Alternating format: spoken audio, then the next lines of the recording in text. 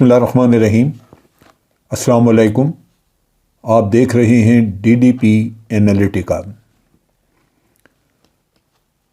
پچھلے 2-3 روز سے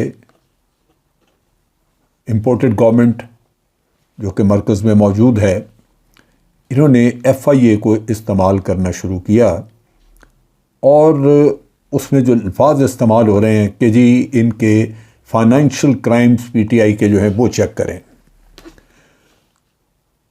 financial crime جبکہ اس کی اسپیسیفیکیشن یا اس کو اسپیسیفائی کر دیا الیکشن کمیشن آف پاکستان نے پروہیبٹڈ فنڈنگ کے نام پہ، اور اس میں سارے اکاؤنٹس وغیرہ جو کچھ بھی تھا وہ الیکشن کمیشن آف پاکستان کے سامنے رکھ دیا گیا، لیکن اب ایف آئی اے کو ٹاسک دیا گیا۔ اس میں بڑی حیرانی کی بات ہے، میں تو بڑا حیران ہوں کہ پی ٹی آئی کیوں نہیں یہ کیس عدالت میں لے کے جا رہی کہ ایف آئی اے کا اس سے کیا واسطہ؟ کیا یہ منی لانڈرنگ کا کیس ہے؟ آپ فنڈ لے کے آئے باہر سے، آپ نے ڈکلیئر کر دیے، بتا دیا کہ یہ فنڈز ہیں۔ اب اگر اس کو الیکشن کمیشن نے کہا کہ یہ پروہیبٹڈ ہیں، تو اب فیصلہ صرف یہ کرنا ہے کہ بھئی یہ پروہیبٹڈ ہیں یا نہیں ہیں۔ اس میں یہ تو کہیں نہیں ہے کہ آپ نے پیسہ پاکستان سے باہر لے جا کے کہیں کوئی منی لانڈرنگ کر دی۔ کرمنل کیس نہیں ہے، لیکن اس کو ایک کرمنل کیس کے طور پہ پیش کر کے تو اس کو ایف آئی اے کے حوالے کیا ہوا ہے۔ اب ایف آئی اے جو ہے وہ مختلف لیڈرز کو، اسد کیسر کو بلایا ہے، عمران اسماعیل، پی ٹی آئی کے لیڈر سیما ضیاء، یہ جتنے بھی لوگ ہیں ان کو جو کہ پرومیننٹ لوگ ہیں ان کو بلا کے تو ذلیل کرنے کی کوشش کی جا رہی ہے۔ کوشچننگ۔ فواد چودھری نے آج ایک پریس کانفرنس کی، اور اس میں اس نے بڑا واضح طور پہ کہا کہ ان کا کوئی کام نہیں ہے ان کو سمن دینا یا ان کو سمن دے کے بلوانا۔ پہلی بات تو یہ کہ جو پروہیبٹڈ فنڈنگ کی بات ہو رہی ہے وہ ہے 2011 اور 12 کی، اور 2011-12 میں یہ لوگ آفس ہولڈر نہیں تھے۔ جن کو بلایا جا رہا ہے ان کا اس وقت فنڈ ہینڈلنگ سے، یا چونکہ وہ آفس بیررز نہیں تھے تو ان کا کوئی واسطہ نہیں تھا، کوئی تعلق نہیں تھا، لیکن ان کو بلا کے تو بے عزت کیا جا رہا ہے۔ اور یہ ساری شرارت جو ہے یہ رانا ثناء اللہ کی، ایف آئی اے بھی اس کے ماتحت ہے، اور یہ تمام کام اس نے اسی طرح کے کیے ہیں۔ آپ دیکھیے کہ 25 مئی والا واقعہ دیکھیے، جس طرح عورتوں بچوں پہ انہوں نے ظلم کیا۔ کرمنل ایکٹ، کرمنل یہ ہے، یہ ایکٹ ہے کرمنل، کہ آپ اپنے ملک کے صرف اس لیے کہ وہ دوسری پولیٹیکل پارٹی کے ساتھ ہیں، آپ انوسنٹ لوگوں کو آپ نے اس طرح آنسو گیس اور ڈنڈے برسائے، اور لوگوں کے گھروں میں دیواریں پھلانگ کے پولیس جاتی رہی۔ اب فواد چودھری نے آج جو بڑی اچھی بات کی، میں سراہتا ہوں اس چیز کو، وہ یہ کہ چونکہ پنجاب میں ان کی گورنمنٹ ہے اور یہ واقعات زیادہ تر پنجاب میں ہوئے ہیں، سو انہوں نے ایک تو وہ پولیس آفیسر جنہوں نے کہ غیر قانونی کام کیا ان کے بارے میں نیچرلی تحقیقات ہو رہی ہے۔ دوسرا، جن لوگوں نے یہ آرڈر دیے، جنہوں نے کام کیا، جنہوں نے فیک ایف آئی آرز درج کروائیں، ان کے خلاف ایکشن ضروری ہے۔ لہٰذا فواد چودھری نے کہا کہ جی ہم اس پہ ایک جوائنٹ انویسٹیگیشن کمیٹی بنا رہے ہیں، جیسے ٹیم بنا رہے ہیں، جیسے جی آئی ٹی کہتے ہیں یہ۔ سو جی آئی ٹی جو ہے وہ رانا ثناء اللہ کو بھی بلائے گی، سب کو، اور اس نے کہا کہ جس طرح ہم جا کے ایف آئی اے کو بھگت رہے ہیں اور اس کا پورا تعاون کر رہے ہیں، رانا ثناء اللہ اور دوسرے لوگوں کو بھی، عطا طارڑ ہے، رانا ثناء اللہ ہے، حمزہ شہباز ہے، ان سب لوگوں کو آ کے تعاون کرنا پڑے گا، جو بالکل واجب ہے، جائز ہے۔ اور پھر یہ ہے کہ یہ ساری پہلے بھی تحقیقات جو ہو چکی، اس کے تحت یہ ثابت ہو گیا تھا کہ یہ فیک ساری ایف آئی آرز ہیں، لہذا پولیس نے وہ تمام مقدمے اس کو کویش کر دیا، ان کو ایف آئی آرز واپس لے لی، اور اب تحقیقات یہ ہے کہ کن لوگوں نے ہائی ہینڈڈنس کی۔ اس کے ساتھ ساتھ فواد چودھری نے ذکر کیا، لیکن میں اس چیز کے اوپر ایمفیسائز کرنا چاہتا ہوں، ذکر اس نے یہ کیا کہ ماڈل ٹاؤن والے کیس کا بھی سائملٹینیسلی اس کی بھی تحقیقات ہوں گی، اور ہم چاہیں گے کہ یہ جو منسٹرز وغیرہ ہیں یہ تعاون کریں تحقیقات میں۔ میں اس چیز کے اوپر میں بڑی دیر سے آبزرو کر رہا ہوں۔ اب یہ واقعہ جو ہے یہ 2014 کا واقعہ ہے. آپ دیکھیے کہ اس قصے کو تقریباً 8 سال ہو گئے، اور 8 سال میں یہ فیصلہ نہ ہو سکا. اور وہ یعنی جو جے آئی ٹی بیٹھی، اس کی تحقیقات ہوئیں، وہ ملی بھگت میں تحقیقات گول کر دی گئیں، اور ماڈل ٹاؤن کا قصہ سالو نہ ہو سکا. کتنا بڑا ظلم ہے کہ 16 لوگوں کو آپ نے قتل کیا. 76 دن کا دھرنا کرنا پڑا مولانا طاہر القادری کو صرف اور صرف اپنی ایف آئی آر درج کرانے کے لیے. یہ ملک ہے کہ جہاں آپ کے 16 لوگ قتل ہو گئے اور آپ ایف آئی آر تک درج نہیں کرا سکتے. وہ بھی چیف آف آرمی اسٹاف درمیان میں اس نے دخل دیا، رحیل شریف نے، تو جنرل رحیل کے کہنے پہ یہ ایف آئی آر درج ہوئی. اور پھر لاہور ہائی کورٹ کو ساتھ ملا کے انہوں نے سب غائب کرا دیا. اب اس پہ آرڈر میں پڑا ہے کہ جو نئی جے آئی ٹی آرڈر کی تھی عمران خان نے، وہ جا کے تو لاہور ہائی کورٹ سے انہوں نے اسٹے لے لیا. یہ دکھ ہے جس کی وجہ سے انصاف نہیں ملتا. اور یہ جو طبقہ ہے، ان کے حوصلے بڑھتے ہیں. جو ظلم کرنے والا طبقہ ہے، ان کے حوصلے بڑھتے ہیں ان چیزوں کی وجہ سے، کیونکہ ان کو پتہ ہے کہ ان کو قانون کی گرفت میں وہ آتے نہیں ہیں. قانون ان کے لیے ہے نہیں. سو یہ ایک انتہائی شرمناک پہلو ہے. اور میں توقع کرتا ہوں کہ اب صرف یہ باتوں تک محدود نہیں ہوگی چیز.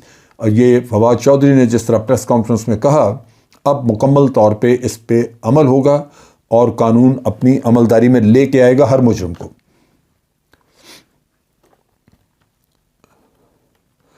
اب ایف آئی اے نے یہ کیا ہے کہ انہوں نے 5 ممبر کی ایک ٹیم بنا دی ہے جو سپروائز کر رہی ہے ان ٹیموں کو جو کہ اس معاملے میں تحقیقات کر رہی ہیں.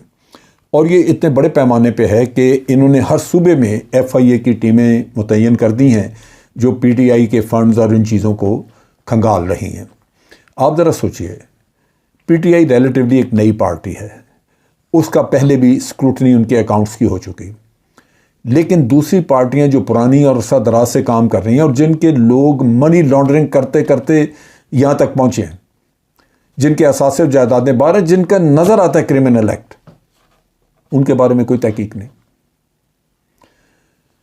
یہ وہ دکھ ہے جو کہ ہمیں نظر آتا ہے، لیکن اس وقت بے بسی ہے.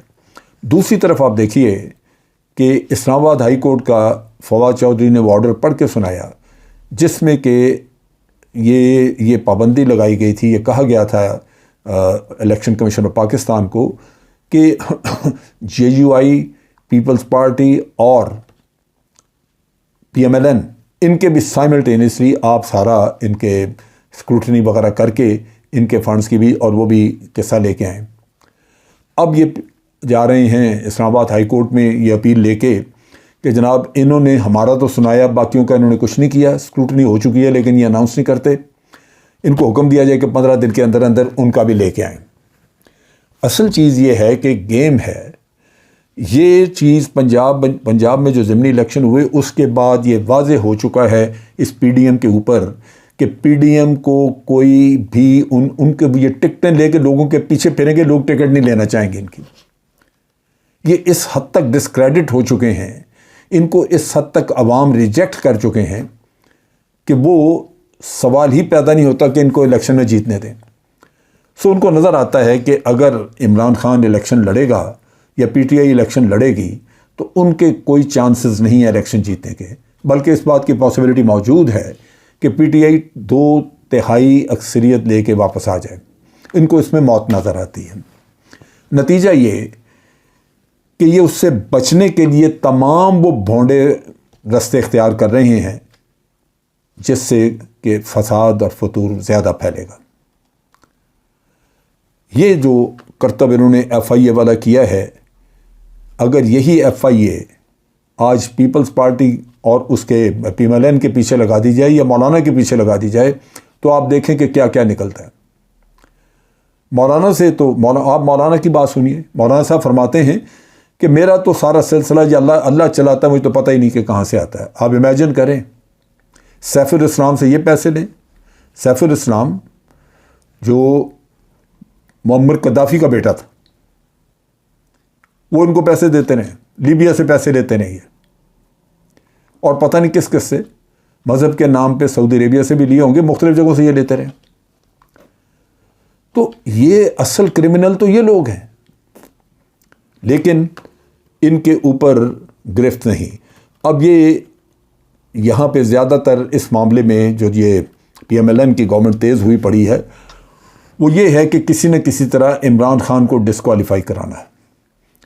اور اس کے لیے آپ دیکھیے کہ الیکشن کمیشن آف پاکستان میں کل رات کو آدھی رات کو کھولا گیا، میٹنگ ہوئی، اور یہ موسٹ پرابلی اس کے معاملے میں کوئی پلاننگ کوئی چیز کی گئی کہ کیا چکر ڈالنا ہے.